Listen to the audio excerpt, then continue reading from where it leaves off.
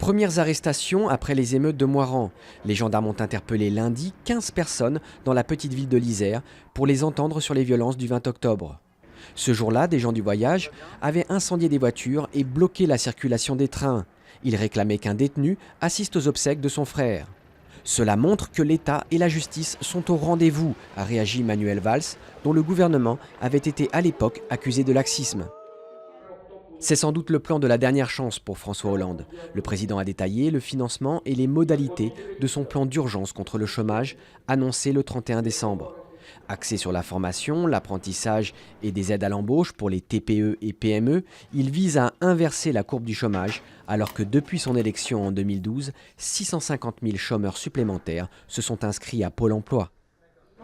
Rebondissement dans l'affaire Kerviel.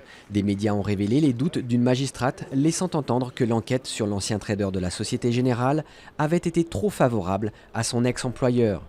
Ces propos d'une ancienne vice-procureure du parquet de Paris, enregistrés à son insu par une policière, tombent à point nommé pour Jérôme Kerviel. Il demande ce lundi la révision de son procès. Le tennis est-il aussi touché par la corruption? Des médias britanniques, dont la BBC, affirment en tout cas que 16 joueurs professionnels, dont certains vainqueurs de Grand Chelem, sont soupçonnés d'avoir truqué des matchs ces 10 dernières années. L'ATP, qui gère le circuit professionnel, a démenti ces informations qui tombent à l'ouverture de l'Open d'Australie. Concert hommage pour David Bowie. Des centaines de fans, jeunes et moins jeunes, étaient dimanche soir à l'église néo-gothique d'Union Chapel, à Londres, pour écouter, mais aussi chanter, les tubes de la star britannique morte une semaine plus tôt. Ce concert émouvant, parfois aux airs de karaoké géant, a été aussi retransmis en streaming sur Internet.